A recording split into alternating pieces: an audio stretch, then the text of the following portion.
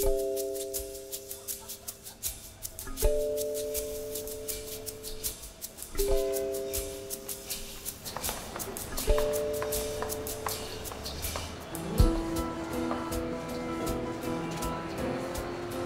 docteur Moussa Maman Bello est ethnopsychiatre.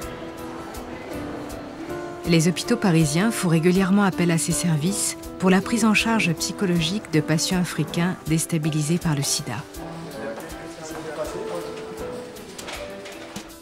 S'il est malade, ses affects sont partagés comme ça autour des membres de la famille. Lors de séances d'ethnomédecine, il puise dans la symbolique africaine pour faire admettre diagnostic et traitement aux patients qui les refusent. Il y a plein de choses en Afrique.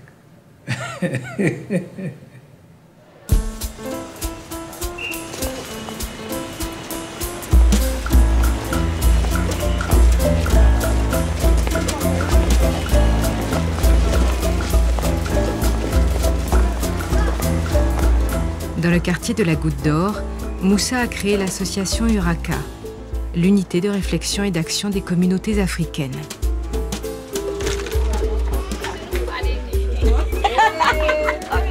Au-delà de son rôle social, l'association a développé un programme de santé pour la prévention du sida et le soutien aux personnes séropositives. Moi, je vais aller en distribuer. Voilà. Tiens, c'est pour les Ivoiriens.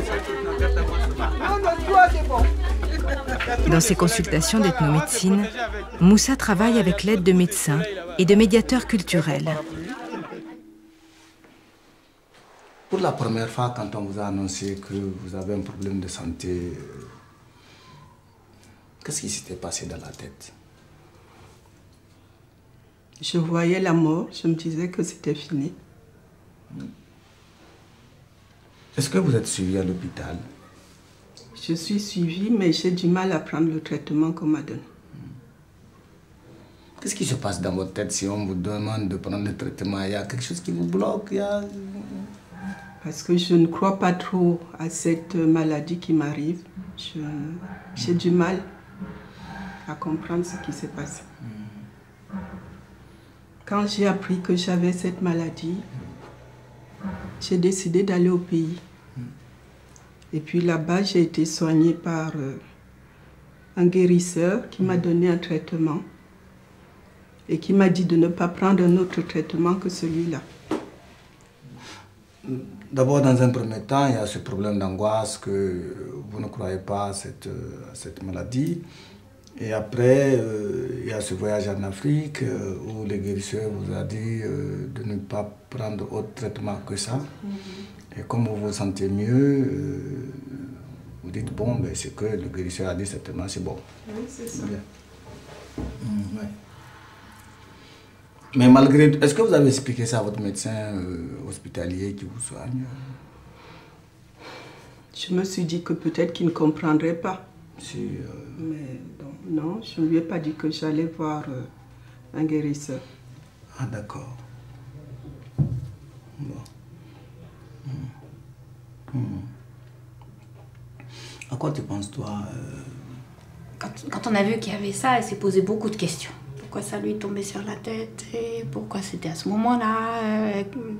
On avait beau lui expliquer les choses, comment ça se transmet, elle avait très bien compris ça. C'était pas ça sa question. Je pense que quand elle est partie là-bas, c'est des réponses à ça qu'elle cherchait. Je ne suis pas sûre qu'elle les ait obtenues jusqu'à aujourd'hui.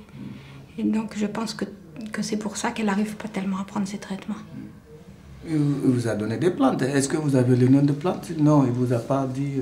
Mais non, mais on m'a donné beaucoup de plantes à boire et puis à me laver avec. Et puis, non, je n'ai pas les noms. C'est des compositions, hein, donc je ne sais pas. On ne m'a pas dit. Ah, donc vous vous sentez vraiment bien avec ça, ça va. Pour vous, ça va? Pour moi, ça va, mais je me dis pendant combien de temps? Mais par contre, il y a le doute qui persiste. Hein. Je suis partagée quand même. Parce que, ayant vécu longtemps ici, je sais que cette maladie est très grave, qu'elle peut être grave qu'on arrive à la soigner, mais qu'on ne la guérit pas. Donc je me dis, si c'est vraiment ça et que je reste là à perdre du temps, je risque de me retrouver avec un état beaucoup plus grave. C'est pour ça que je suis là, pour que vous m'aidiez à prendre cette décision. Donc, il y a deux. Il y a Madame de l'Afrique et Madame de la France qui se parlent là et qui se discutent quelque part. Madame de l'Afrique, au départ, dit « Oh, ces choses de blanc, je caricature. Ils m'ont dit que je suis malade. Moi, je ne crois pas. Je vais aller en Afrique. » Donc, c'est Madame de l'Afrique qui va en Afrique, qui cherche des solutions. Et Madame de la France dit « Oh, ouais, j'ai pris le traitement là-bas, je me sens mieux, mais je ne pense pas que je sois encore guéri. » Alors, comment on peut travailler? Comment allons-nous faire pour faire que Madame de France et celle de l'Afrique, qui sont quelque part en même temps, hein, comment on peut les réconcilier? C'est pour ça que je suis là, puisque vous faites le pont entre l'Afrique et ici. C'est peut-être vous qui allez m'aider à accepter que je suis vraiment malade et que je dois prendre le traitement d'ici. Et puis continuer celui de là-bas. Puisque je ne sais pas, vous pourrez toujours me dire, je ne sais pas s'ils sont incompatibles ou s'ils peuvent se compléter. Très bien. Bon, écoutez, moi je pense que on va s'arrêter là pour aujourd'hui. Et je vais vous dire ma manière de travailler. D'abord, la première condition, c'est de continuer à avoir votre médecin qui va vous faire un suivi médical régulier. Et s'il y a un traitement à donner, vous le prenez, comme il vous le dit. Le reste, je m'en occuperai. C'est-à-dire l'autre côté de l'Afrique, je vais m'en occuper.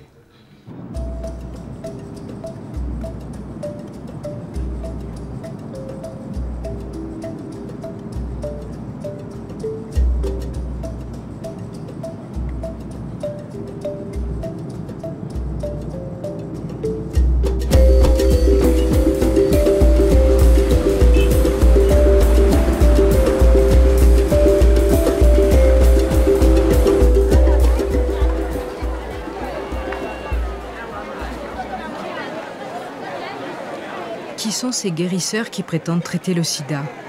Apportent-ils une aide réelle aux malades ou sèment-ils la confusion? De retour au Bénin, son pays d'origine, Moussa décide d'enquêter sur ces guérisseurs dont lui parlent ses patients.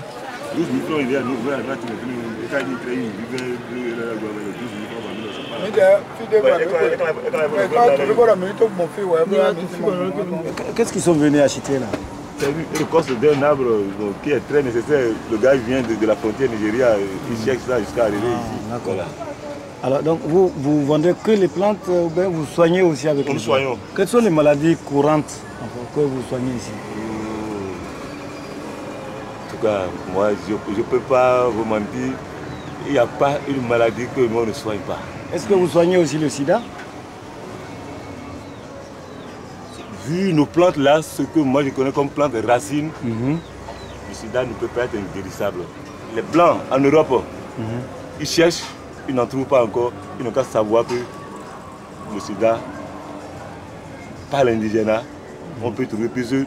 Nous, on voit parfois qu'on guérit certaines maladies du sang et autres, même on se demande mais si ce n'est pas le sida.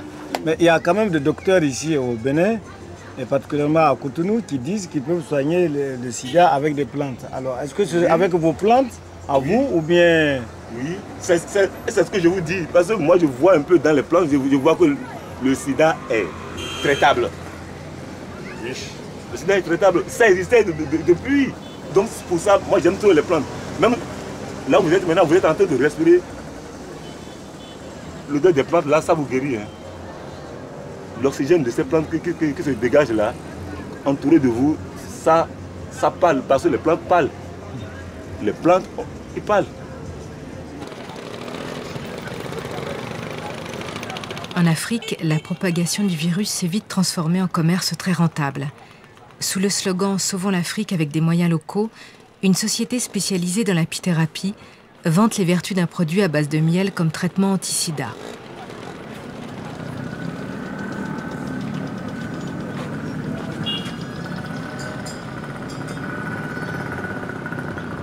Apicida, du principe actif apivérine, est un produit qui permet de baisser la charge virale. Si vous voulez, c'est un complément alimentaire qui a des effets. Ah, c'est un complément alimentaire qui a des effets tels que la baisse de la charge virale, la montée de CD4. Vous ne trouvez pas que c'est dangereux de dire à un malade que la seule thérapie à base de miel va le soigner? Nous, on peut dire sans hésiter que nous avons un antirétroviral comme tout autre. Parce que ça a des effets que n'importe quel antirétroviral peut faire, ou bien des antirétroviraux associés peuvent faire. Bon, très bien. Moi, je reviens encore un peu. Je vais vous poser une question, monsieur le médecin. Un produit contre le VIH, à la date d'aujourd'hui, qu'est-ce que ça peut faire pour un malade? On va traiter ce produit d'efficace. En date d'aujourd'hui. De toute façon, la médecine n'a jamais dit qu'un produit, les antirétroviraux guérissent le sida. Depuis qu'on parle ici, je n'ai pas encore dit ça aussi. Je n'ai pas dit qu'on guérit. J'ai dit quand on prend le produit, il y a l'effet, la baisse de la charge virale et la restauration du système immunitaire. Et le troisième point très important, c'est qu'il n'y a pas d'effet secondaire. Voilà, vous avez fait une découverte, vous-même, des produits. Vous êtes en même temps le fabricant et le vendeur. C'est-à-dire qu'il n'y a aucune structure qui permet de gérer ça. On le vend comme ça, à coup de vent, parce que... Est-ce que vous ne pensez pas que vous profitez au moins de l'événement SIDA pour vous faire de l'argent, non, par exemple? Je regrette. Nous, notre souci, je regrette vraiment. Notre souci, c'est d'aider nos frères africains à pouvoir se battre contre ce fléau. Est-ce que vous n'avez pas peur qu'on vous traite de charlatan? Parce que... Et d'escrocs, surtout parce que c'est comme ça que les gens pensent. Mais j'ai l'impression que vous banalisez tout ce que je vous dis. Je ne banalise pas, je ne banalise pas. Nous sommes des Africains qui croyons beaucoup en notre force, qui croyons que nous pouvons émerger, nous pouvons tenter aussi des remèdes contre un fléau. Oui, mais d'accord, mais pas n'importe comment. Mais là, je peux me plaindre contre vous. Oui. Il y a une diffamation, je peux me plaindre contre vous. En disant quoi? Vous nous tassez de voleurs, c'est en termes que ce n'est pas le cas. Pas de voleur, chacun est libre de faire sa recherche, chacun de par sa vision, chacun est libre de pousser. Je ne parle pas de voleur. Non, j'aimerais que vous rectifiez. Il y a des choses.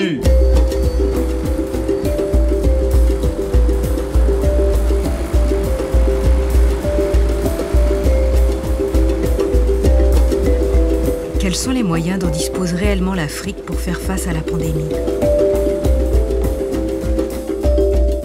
Moussa se rend au programme national de lutte contre le sida pour faire le point sur l'accès au traitement. Lorsqu'un patient est testé séropositif, 2 critères déterminent l'accès au traitement antirétroviraux, dit aussi ARV.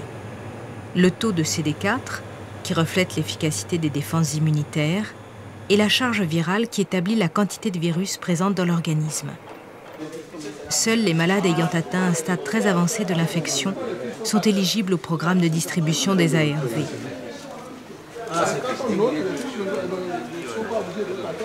Bonsoir. Souvent, plein de gens se plaignent en disant qu'ils n'ont pas accès aux antirétroviraux, même s'il y a un traitement, même si c'est... ils se plaignent en gros qu'il n'y a pas de traitement, qu'ils n'ont pas accès aux médicaments. Non, il faut remarquer quand même que le programme qui est fait de façon à prendre en charge un certain nombre de malades par année. Je crois qu'aujourd'hui, nous sommes autour de 3000 malades et l'année prochaine, certainement qu'on va passer à 5000 malades. Il est tout à fait normal qu'on ne peut pas prendre en charge tout le monde. Mais parmi ceux qui se plaignent, il y a ceux-là qu'on ne peut pas élire. Parce qu'il y a un certain nombre de critères. On fait des tests, des examens biologiques qui permettent de démarrer le traitement. Mais si ces malades-là ne répondent pas à ces critères, on ne peut pas les prendre en charge. Alors donc ceux qui ne sont pas élus, c'est-à-dire ceux qui ne rentrent pas dans le critère de choix médical, pendant ce temps-là, eux, ils font quoi? Oui, disons les médicaments, on n'en aura jamais assez. Puisqu'il y a plus de malades qu'en fait, moyens pour les traiter. Il y a une telle prolifération des gens qui disent qu'ils peuvent guérir le sida. Hein? Est-ce que ce n'est pas le fait que l'accès aux soins et l'accès aux médicaments antirétroviraux qui font que les gens ont tendance à aller voir les guérisseurs et à prendre des plantes et autre chose? Oui, il y a cet aspect du problème qu'il ne faut pas négliger. Et tous les jours, il y a des guérisseurs qui s'improvisent. Il y a même des gens très sérieux aussi qui s'improvisent, capables à un tour de vis de guérir le sida. Donc ça pose un certain problème et je crois que c'est l'information, tout azimut, qui doit pouvoir passer, qu'on explique la maladie aux gens pour qu'ils conçoivent eux-mêmes qu'il ne faut pas se confier à n'importe qui. Et c'est très important. Le rôle des guérisseurs est un sujet sensible en Afrique, où la presse se fait régulièrement l'écho de faux espoirs nés de solutions miracles. Moussa découvre qu'un de ses confrères biochimistes est fortement médiatisé pour avoir mis au point un traitement à base de plantes comme alternative à la trithérapie. J'avais eu cette envie de venir vous voir parce que je voulais savoir qu'est-ce qui vous a motivé à vous intéresser d'abord au problème de sida et ensuite à la thérapie avec les plantes pour soigner vos malades. Oui, mais toi, tu n'es plus au pays. Sinon, tu devrais savoir. Oui, c'est vrai.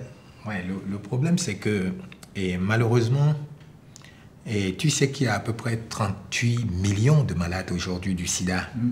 Et sur ces 38 millions, nous avons 27 millions en Afrique, au sud du Sahara. Et bien que ici, nous soignons parmi les pays les moins touchés, nous avons quand même 80 000 malades.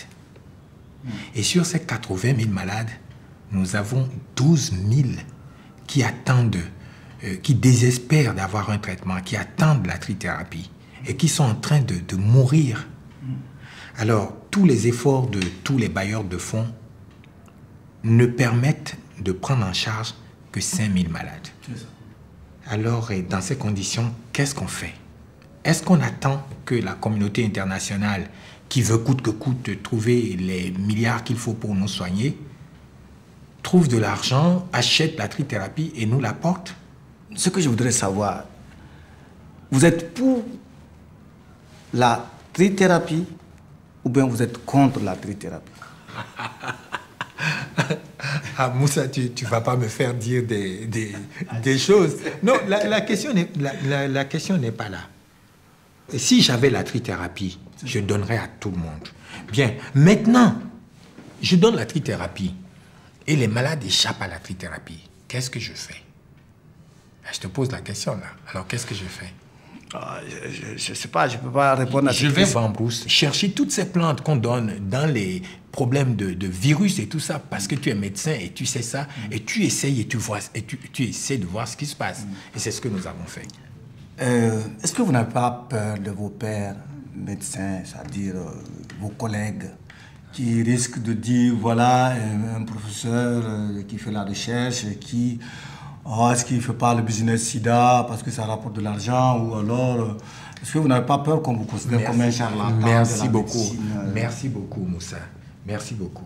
Vraiment merci. D'abord, je vais te dire, le Nord a dit il n'y a pas de traitement disponible. Ce n'est pas vous, les ploucs là, qui allez dire que quelque chose pouvait être fait.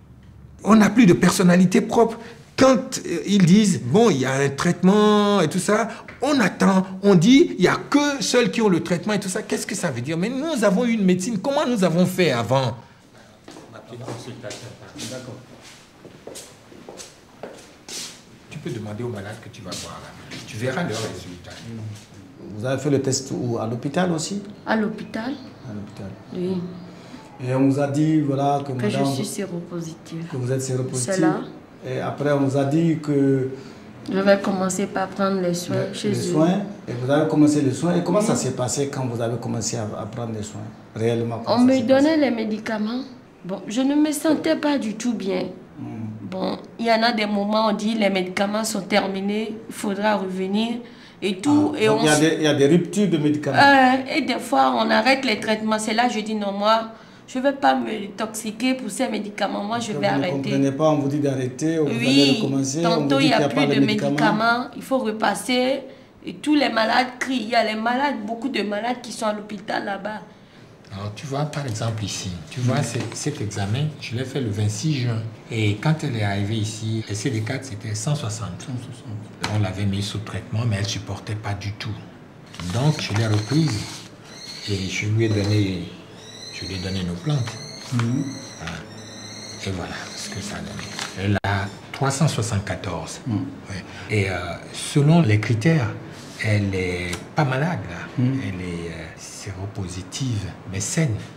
Moi, je pense qu'à un moment donné, il n'y aura plus du tout de virus et que c'est des personnes qui vont avoir une vie tout à fait normale. Donc, vous pensez que avec le traitement de vos plantes, il va avoir des malades séronégatifs? Ce serait ça l'idéal, non? Pourquoi tout le monde se bat? La recherche aussi en Europe continue pour arriver à cela. Pourquoi je ne vais pas espérer y arriver? D'accord. Et je voudrais, si vous le permettez, je voudrais lire les autorités sanitaires qui ont écrit, je crois, il y a le PNLS et puis la direction des pharmacies. Hein. Voilà ce qu'ils disent. Compte tenu du caractère passionné et délétère du débat qui se développe autour du traitement du sida et dont les véritables victimes sont les malades et leurs familles, le directeur des pharmacies et des laboratoires, ainsi que le coordinateur du programme national de lutte contre le sida, informe les Béninoises et les Béninois qu'à ce jour, aucun traitement de par le monde, fût-il moderne ou traditionnel, n'a permis de transformer une personne séropositive en une personne séronégative ou de réduire à néant sa charge virale. Seul critère de guérison. Il serait alors injuste, dangereux, voire malhonnête, de confondre la guérison des maladies opportunistes liées au sida avec le sida lui-même, car les personnes traitées demeurent toujours porteuses du virus et donc susceptibles de le transmettre à d'autres. En conséquence, nous invitons les malades et leurs familles, dont le désarroi est légitime et compréhensible, à ne pas céder aux appels des marchands d'illusions de plus en plus nombreux ces jours-ci. Qu'est-ce que vous en pensez? Je persiste et signe. Ce n'est pas des chercheurs, c'est rien, c'est des personnes qui n'ont même pas, qui répètent ce que dit le Nord. Mais entre le moment où on vous annonce que vous êtes séropositif et le moment où on vous met sous traitement, peut-être que notre action, nos plantes, peuvent nous permettre de faire en sorte que les malades ne tombent pas tout de suite dans le sida maladie. S'ils peuvent vivre avec leurs problèmes et ne pas mourir, hein, c'est parfait. Tous ces villages qui se dépeuplent, va un peu à l'intérieur du pays, tu vas pleurer, mon frère. Moussa s'inquiète de la grande confusion qui règne dans les discours adressés aux malades. En s'éloignant de la capitale, il décide de passer au dispensaire Saint-Camille, tenu par des religieux et devenu depuis peu un centre de distribution gratuite des ARV. Ici, on accueille une population très nombreuse et qui vient souvent de très loin dans l'espoir d'être soignée. Voilà.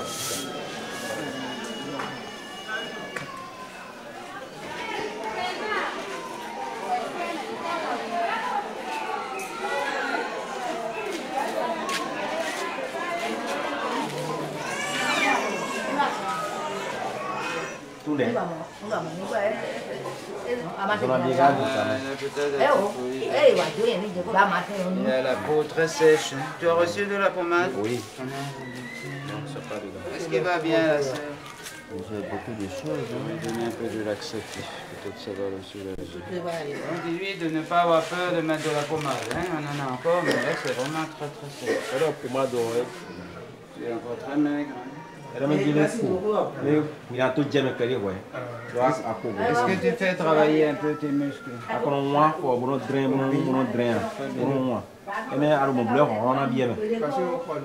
Tu as le temps toute la journée. Qui t'a donné ça? C'est Happy Bénin? Happy Bénin. Comment tu vas?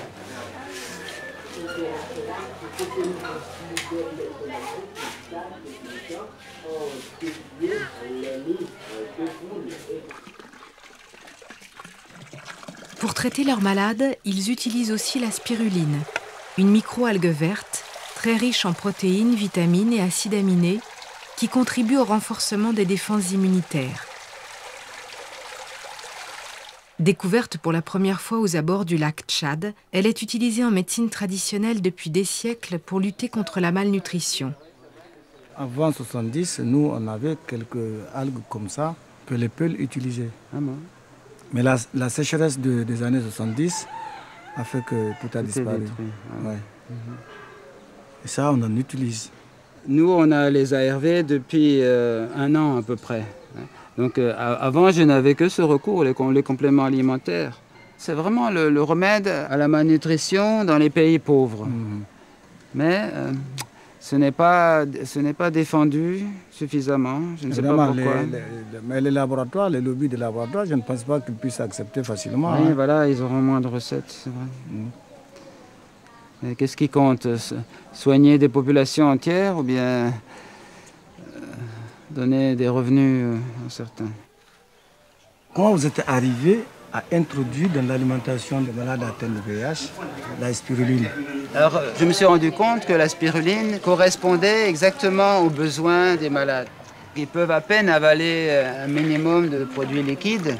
Et la spiruline que nous récoltons, justement, peut s'absorber sous forme liquide avec un peu d'eau sucrée. Et pratiquement, ça remplace les protéines animales. Est-ce que vous avez eu à donner de la spiruline à des malades qui ne sont pas encore élus, comme le terme que les gens utilisent? Oui, éligibles. Voilà. C'est-à-dire ceux qui ont quand même les CD4 un peu au-dessus de la moyenne. Il me semble que la spiruline est particulièrement indiquée aux malades qui n'ont pas encore accès aux antirétroviraux parce que leurs CD4 sont encore assez élevés et tout de même leur état physique n'est pas tout à fait satisfaisant. Donc ça les aide vraiment à garder des forces et ça leur donne de l'espoir en attendant qu'ils puissent avoir les ARV. Donc vous faites, si j'ose dire, une sorte de complémentarité entre les ARV et la spiruline. Oui, je crois qu'on ne peut pas les séparer.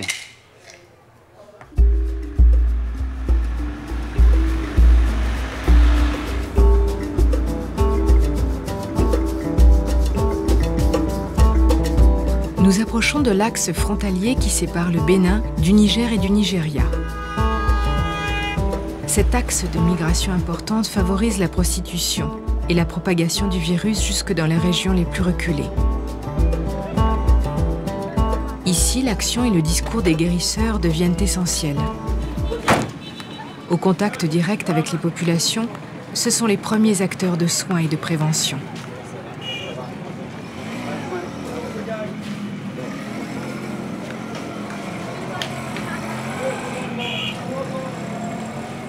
Alors, vous soignez presque toutes les maladies, mais sauf le sida. À peu près toutes les maladies. Sauf le sida. Sauf le sida que je n'ai pas sûr. Alors, comment, dans ce cas-là, puisque vous êtes convaincu que vous ne pouvez pas identifier quelqu'un qui est malade du sida, vous n'assurez pas non plus que vous pouvez soigner quelqu'un malade de sida pour sa maladie sida. Ouais, pour finir ça totalement. Alors, qu'est-ce que vous allez dire aux autres guérisseurs qui disent qu'ils soignent le sida? Non, mais ce que moi je demande, s'il est possible, tous les guérisseurs n'ont qu'à rester sur la voie véridique. Parce que déjà, eux-mêmes qui disent qu'ils vont guérir le sida, ils le disent seulement, mais ils n'ont pas des appareils pour connaître qu'ils ont guéri la personne ou pas. Vous voyez? Donc là, il faut être véridique. Parce que chez nous, ici, dans le pays d'Indie, quand tu dis que tu vas guérir quelque chose et que tu n'arrives pas à le guérir, c'est une honte chez nous. Ce n'est pas dans les capitaux que la personne peut mentir de n'importe comment. Chez nous ici, non. Nous ici, quand tu fais quelque chose et que ça ne marche pas, les gens vont vraiment te dire ça carrément même et ils vont te quitter. Parce que maintenant, ce n'est pas avec ça que je vis. Bon, mais je ne peux pas continuer toujours à laisser mon champ pour venir toujours à étudier comment faire. Mais je le fais seulement parce que j'ai été héritier. C'est comme c'est héritier, je ne peux pas abandonner. C'est un héritage. Je ne peux pas abandonner, c'est ça. Le drame qui se joue s'appelle le syndrome du guérisseur. Par définition, un guérisseur doit guérir. Sauf que le sida a changé la donne, ce que semblent occulter charlatans et marchands d'illusions. Pour autant, les vrais guérisseurs contribuent à soulager la population. Avant de se consacrer à la médecine moderne, Moussa a été initié par son père et son grand-père à la médecine traditionnelle. Dans son village de Belotonga, il bénéficie comme tout guérisseur d'une grande crédibilité et d'un profond respect.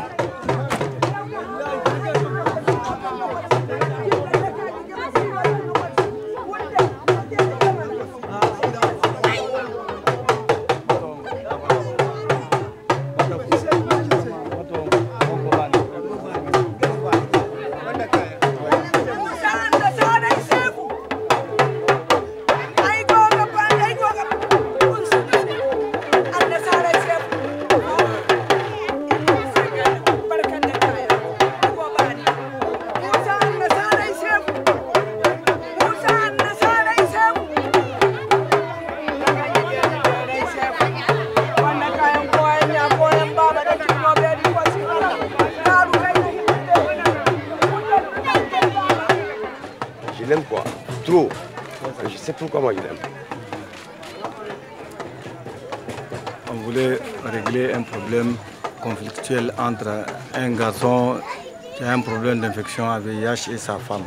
Elle sait. Je ne l'ai rien caché. Je l'ai dit. Nous sommes tous malades. Sa première femme est décédée. Sa deuxième est là. Il y a un conflit. Il voulait absolument que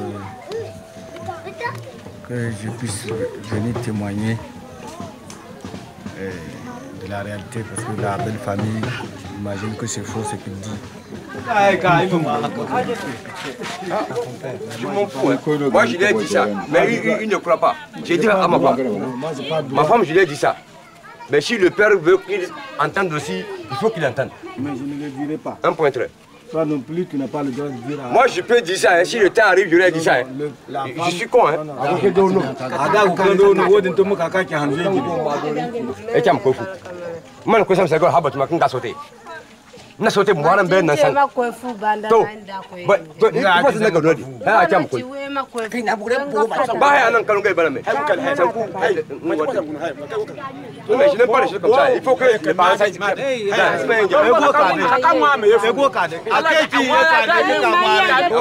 J'ai assisté à une scène, c'est vraiment une tragédie. Une tragédie dans un couple où les deux sont séropositifs. Et ils n'arrivent pas à gérer leur séropositivité, ils n'arrivent pas à accepter leur séropositivité. Et ça, avec des enfants, la famille se déchire, le milieu, même dans le village, ça a été pour moi un drame. En regardant comment chacun se jette la responsabilité, l'autre accuse, le mari accuse la femme accuse le mari, la belle famille accuse l'autre belle famille, etc. etc. C'est un drame.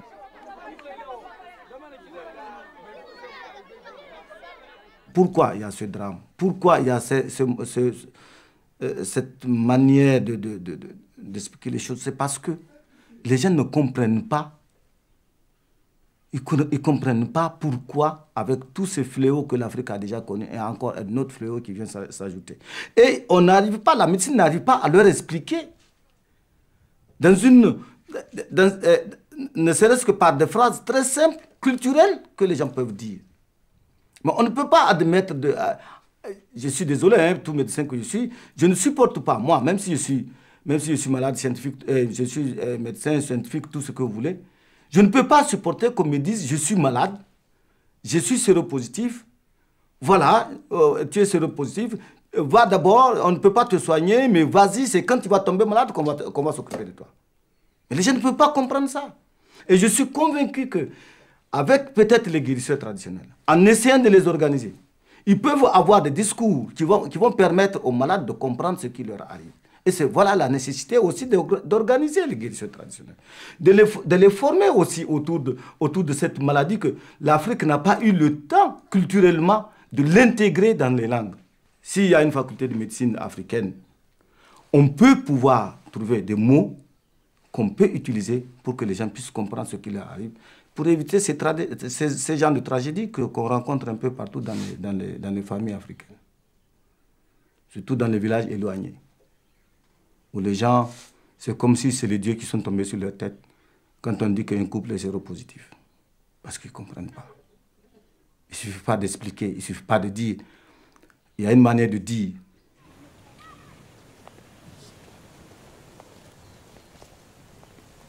Nous sommes au centre de santé de Belitunga.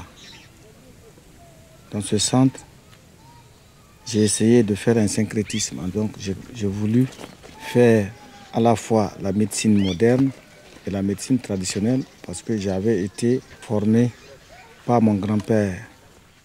Il y a des gens qui viennent nous voir, qui ont été déjà identifiés ailleurs comme malades atteints du VIH. Mais ils refusent le diagnostic. Puisqu'ils imaginent, en venant ici, qu'on va leur dire que c'est une maladie de sorcier ou de sort jeté ou de je ne sais plus quoi moi. Mais c'est moi qui décide pour dire si c'est les esprits ou ce n'est pas les esprits. Ou alors je lui dis, pour l'instant, tel symptôme, tel autre, ne peuvent être soignés qu'avec la médecine moderne. Souvent, quand on commence le traitement, on leur donne des plantes. À travers les guérisseurs, à travers moi-même, il y a des plantes qu'on sait que c'est des plantes qui sont des plantes nourrissantes. Hein. C'est pas, nous, on ne dit pas que c'est des plantes qui sont des viricides. Non. Le fait de requérir leur poids initial, ils imaginent qu'ils sont guéris. Alors que ce n'est pas vrai. Et ça, c'est le vrai problème auquel nous sommes confrontés actuellement. Soigner n'est pas forcément guérir. Requérir la santé n'est pas forcément être guéri complètement de cette maladie. Ça suppose qu'il faut absolument être suivi régulièrement par la médecine, tout en faisant confiance à la fois à la médecine traditionnelle et à la médecine moderne.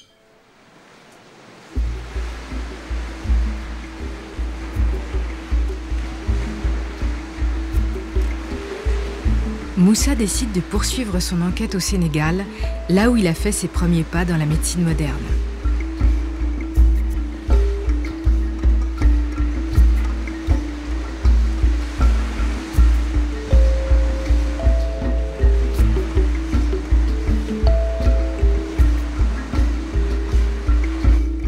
Dans ce pays d'Afrique, les autorités, pour lutter efficacement contre la maladie, tentent de garantir à tous l'accès aux antirétroviraux et en parallèle cherchent à développer et encadrer la médecine traditionnelle.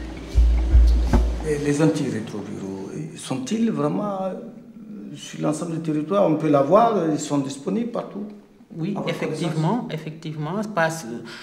sur l'ensemble du territoire, on peut dire sur les 11 régions que compte le Sénégal, les antirétroviraux sont disponibles.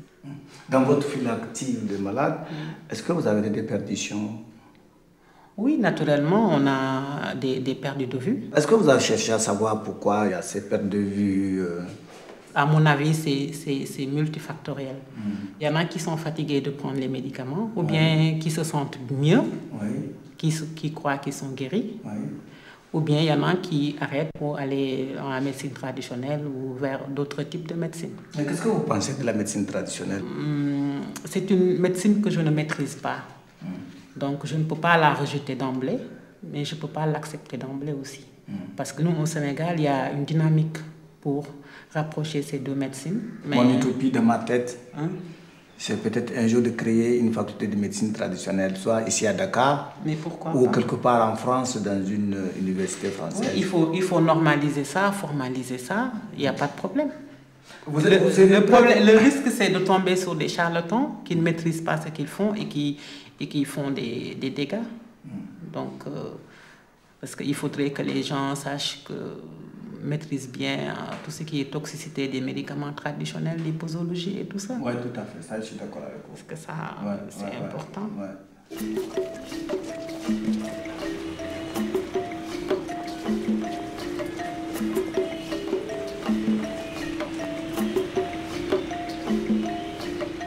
Nous sommes là dans un laboratoire de pharmacognosie. C'est un laboratoire qui s'occupe d'étudier les plantes médicinales sur le plan chimique. Alors, les plantes récoltées au niveau de la brousse, sous l'indication du tradipraticien, sont identifiées. Et une fois identifiées, les extractions vont commencer pour étudier les principes actifs.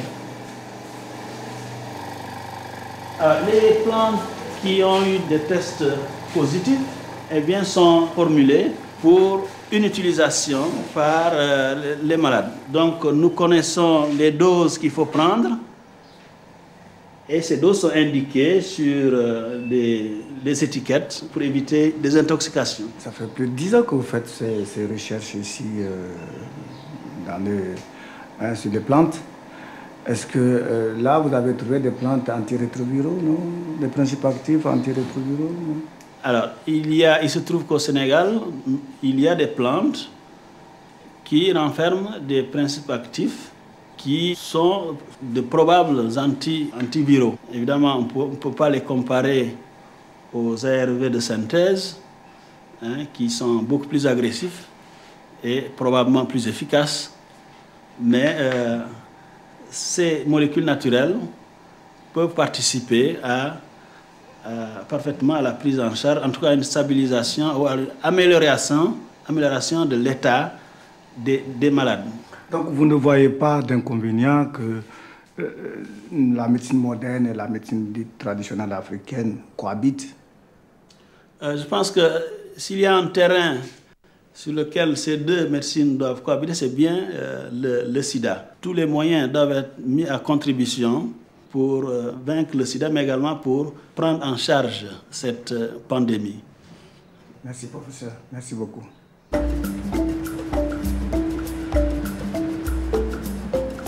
Dans la banlieue de Dakar, à Keur-Massar, a été créé un véritable hôpital de médecine traditionnelle.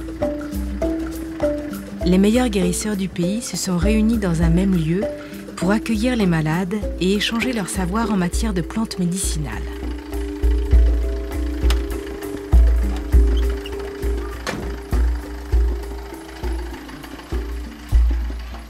Salam alaikum. Ça va? Vous allez bien? Alhamdulillah. Ça va? Mais il a disparu, le poulard. Il a disparu. Salam alaikum. Salam alaikum. Comment? Bello. Bello. Et vous? Diaw. Diaw. Voilà. Ah ouais. Mais moi, je ne parle pas peu, là. Et moi aussi, je ne parle pas le français. Quelles sont les maladies que vous soignez? Beaucoup. Toutes les maladies. Lesquelles? Toutes les maladies. Toutes les maladies? Oui. Nous soignons toutes les maladies. Même le sida? En tout cas, on est capable d'intervenir. C'est vous qui leur dites qu'ils ont le sida ou bien c'est eux qui viennent dire... Alors les malades de sida, quand ils viennent ici avec leur analyse, ils nous présentent ces analyses-là, on sent automatiquement le produit qu'il faut.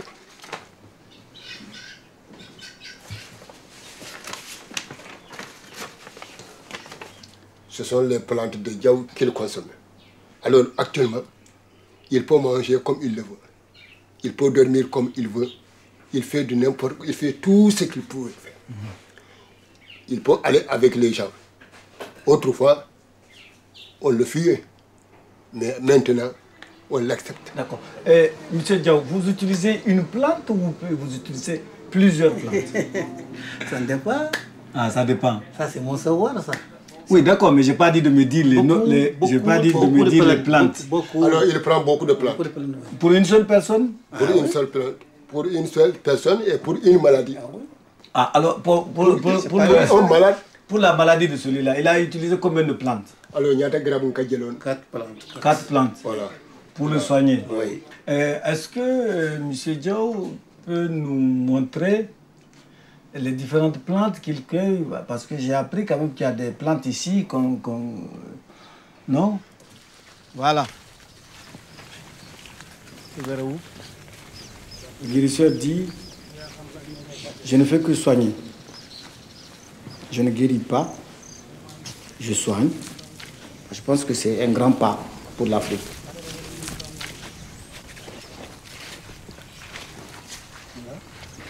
Comment ça s'appelle en Wolof? En Wolof. Le nom latin, c'est Scoporia dulcis. C'est un fétiche de voyage chez les saucés. Partie utilisée, utilisation thérapeutique, partie utilisée, plante entière, racine, diarrhée, colique, muguet, avitaminose B, hystérité féminine. C'est extraordinaire ça. C'est la première fois que je vois ça. En Afrique occidentale, il y a d'autres jardins botaniques, mais qui n'ont pas cette qualité de recherche avancée, avec des noms scientifiques, les indications thérapeutiques, les possibilités d'association des plantes. C'est la première fois.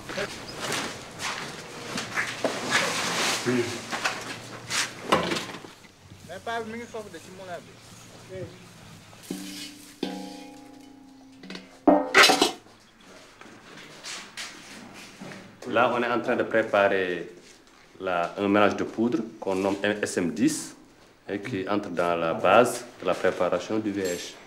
C'est ça. Voilà. Je suis très content d'avoir rencontré ces guérisseurs parce que pour moi, c'est la première fois que je vois des guérisseurs organisés. On voit leur sérieux, quoi. Ce n'est plus le temps où on dit ça c'est du secret, je ne peux pas le dire. On m'a interdit de le dire. Mais là, on voit des gens qui s'organisent, qui font des recherches autour de leurs plantes qu'ils connaissent depuis longtemps pour soigner leurs malades. Ils n'ont jamais dit qu'ils guérissent le sida, mais ils ont dit qu'ils s'occupent de malades qui ont par exemple la diarrhée, qui ont des ganglions, qui ont la fièvre, bon, qui sont les signes des maladies opportunistes du sida. Même si la recherche de base, c'est une recherche élémentaire, c'est déjà quelque chose, en tout cas pour l'Afrique, qui a besoin quand même de valoriser sa médecine, qu'elle a toujours utilisée il y a des milliers d'années. C'est une médecine efficace, il suffit tout simplement qu'on la rende beaucoup plus rationnelle. Ça m'a vraiment fait plaisir de voir que l'Afrique se réveille. Ce n'est plus cette Afrique qu'on voit... on voit que des catastrophes, des malheurs, de ceci. Là, on voit à travers ce que font les guérisseurs quelque chose qui valorise le travail des guérisseurs. Voilà, c'est ça. Tu vas pas. Tu vas, vous êtes... C'est vrai, ça fait plaisir. Tu vois? Hein? Hey, cousin, ils sont partis. Où sont les guérisseurs là? Ils sont tous partis.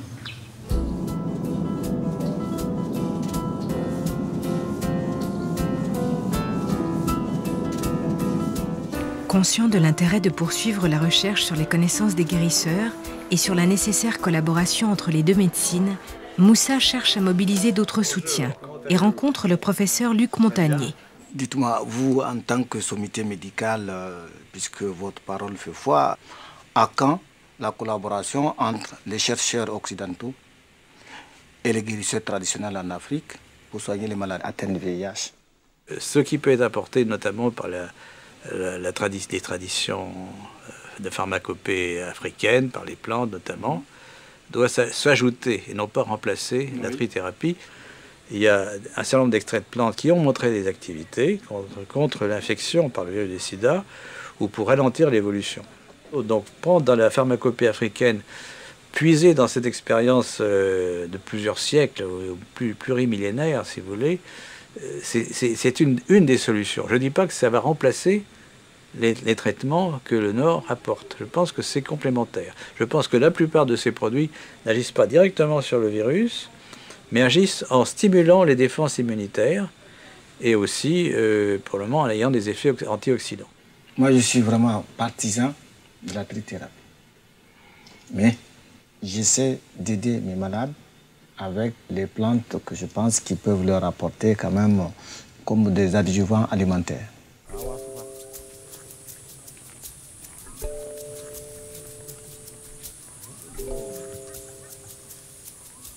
Je fais confiance à la médecine et je ne doute pas non plus de la médecine traditionnelle. Jusqu'aux preuves du contraire, en tout cas, les guérisseurs traditionnels, ils arrivent à corriger certaines pathologies opportunistes, à maintenir l'équilibre de santé de leurs malades, qui reprennent du poids, qui reprennent confiance. Mais je ne sais pas jusqu'à où, jusqu'à quand.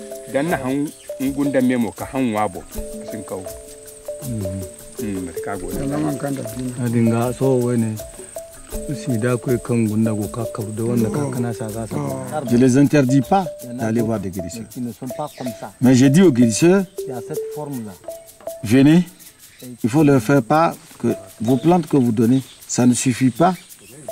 Et de ne pas leur dire qu'ils sont guéris de cette maladie, mais de leur dire que c'est une rémission. Il n'y a que ça que je peux faire.